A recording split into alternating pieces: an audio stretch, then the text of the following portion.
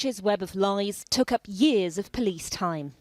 There were over 20 hours of recorded interviews, generating hundreds of pages of transcripts. Welcome to WatchMojoUK, and today we'll be counting down our picks for the 10 most infamous British sex scandals. People know it's gossip, and you get nutters and all sorts of strange people, and everybody tweets it. Before we begin, we publish new content every day, so be sure to subscribe to our channel and ring the bell to get notified about our latest videos.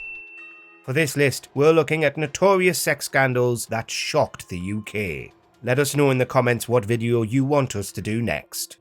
Number 10. Kissgate.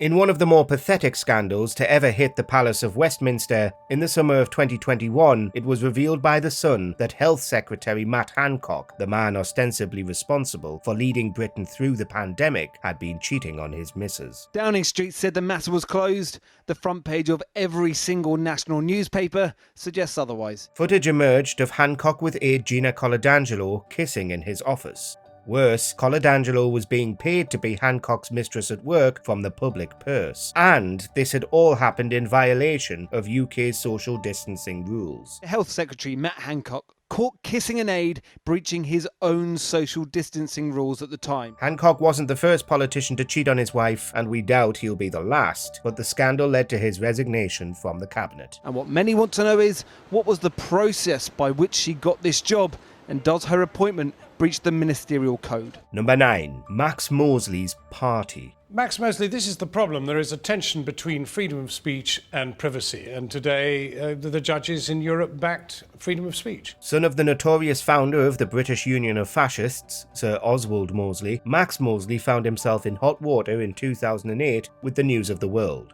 Though Mosley was F1 boss and apparently didn't follow in his parents' fascist footsteps, that didn't stop the tabloids from putting out a story about how he'd hosted a Nazi sex party. That's a very offensive suggestion which you shouldn't make. Absolutely shouldn't make. Mosley took the paper to court for running the story, and for 5 days the High Court of England had to hear solicitors argue about whether the party was truly Nazi-themed or not. Once they've revealed the private information, no power on earth can make it private again. The courts ruled in Mosley's favour, apparently having decided that the Luftwaffe uniforms and German accents didn't automatically make the gathering Nazi-themed. Number 8. Operation Midland. The accused were all establishment figures, including a former Prime Minister, the late Sir Edward Heath. This mind-bending scandal led to 2 years of investigations conducted by the Met Police, all on the advice of one Carl Beech, that many senior politicians and soldiers were involved in cases of historic abuse involving minors. Their accuser was 51-year-old Carl Beech, a former NHS manager and school governor. But it later turned out that all of Beech's allegations were fake, despite the Met announcing various senior politicians that they were looking into. Many people wanted to be seen to support the Met's efforts, but eventually the total lack of evidence the police could find began to add up. Beech was eventually investigated himself for perverting the course of justice, and police also found that he himself was guilty of the offences he'd accused others of. It is so far-fetched as to be unbelievable. It is unbelievable because it is not true. Number 7. Derek Mackay. Derek Mackay was the second most powerful politician in Scotland, widely tipped to one day succeed Nicola Sturgeon. Senior politician in the SNP, Derek Mackay resigned in disgrace in 2020 when the Scottish Sun got hold of some inappropriate text messages he'd sent to a 16-year-old boy.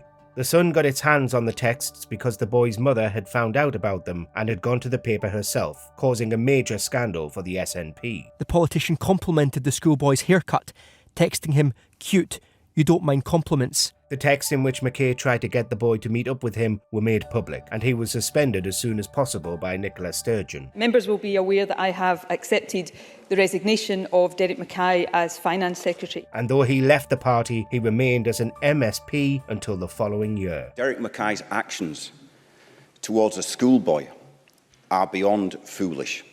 They are an abuse of power. Number 6. Neil Parish's Googling.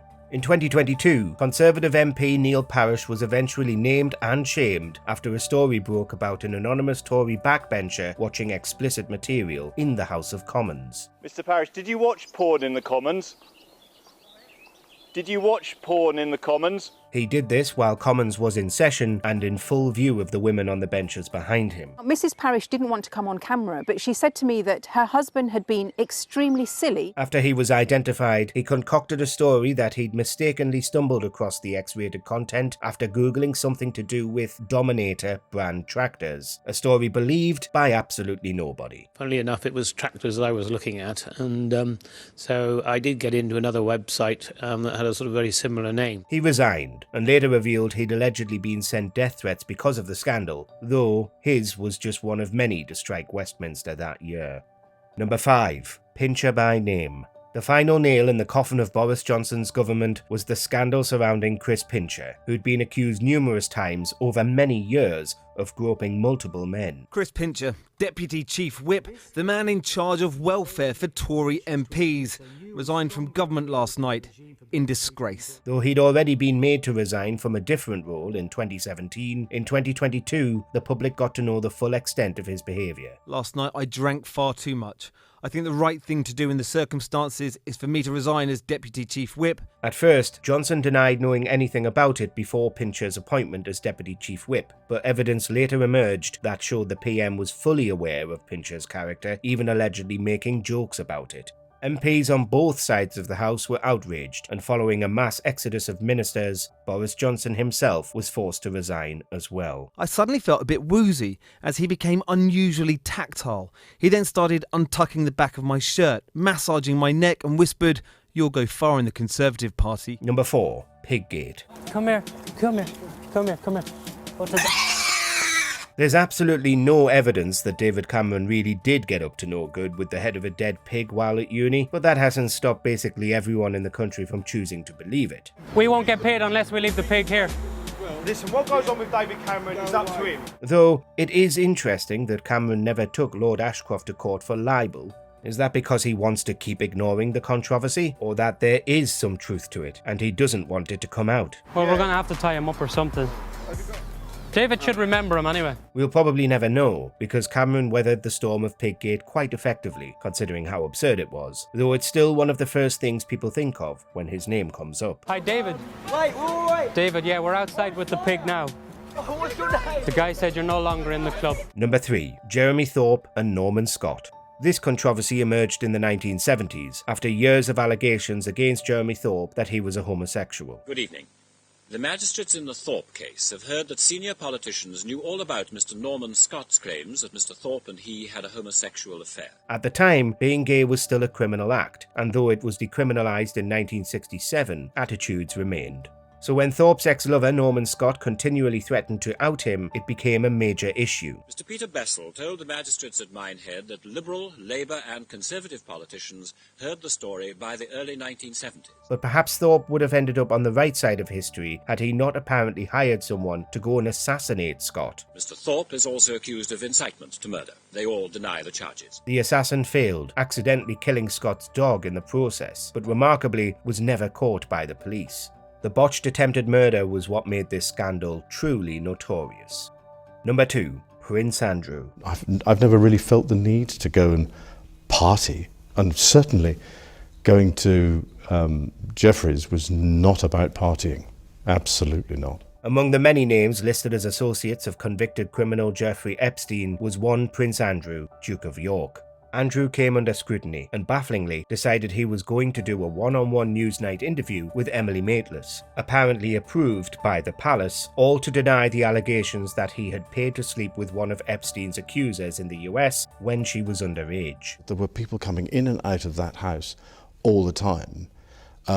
What they were doing and why they were there, I had nothing to do with. Andrew claimed that not only did the story ring false because he'd been in a Pizza Express with Princess Beatrice at the time, but also that he medically couldn't sweat. The suit was settled out of court and Andrew was sacked as a working royal and stripped of nearly all of his titles. He described seeing you there getting a foot massage from a young Russian woman. Did that happen? No. Number 1. The Profumo affair. 50 years ago today, Britain's Secretary of State for War, John Profumo, resigned following the affair. It laid bare corruption at the heart of the British establishment. This 1960s scandal centred on high-class call girl and model Christine Keeler, client of influential politicians on both sides of the Iron Curtain. It came out that Keeler had been having an affair with John Profumo, Britain's war secretary, but that she'd also been having an affair with a Soviet diplomat. Christine Keeler was a model and party girl who'd had an affair with Profumo 2 years earlier. Before the scandal broke, she tried to sell her story to the newspapers. The concern was that secrets revealed to Keeler during her liaisons may have been passed back and forth between British intelligence and the USSR, creating an enormous political scandal. And on newspaper front pages, a scandal played out from which the old Britain of establishment privilege never recovered. When it was revealed that an osteopath named Stephen Ward had introduced her to both parties, he was the one who got scapegoated, with the scandal ending in his conviction and eventually his death. Do you agree with our picks? Check out this other recent clip from WatchMojoUK and be sure to subscribe and ring the bell to be notified about our latest videos.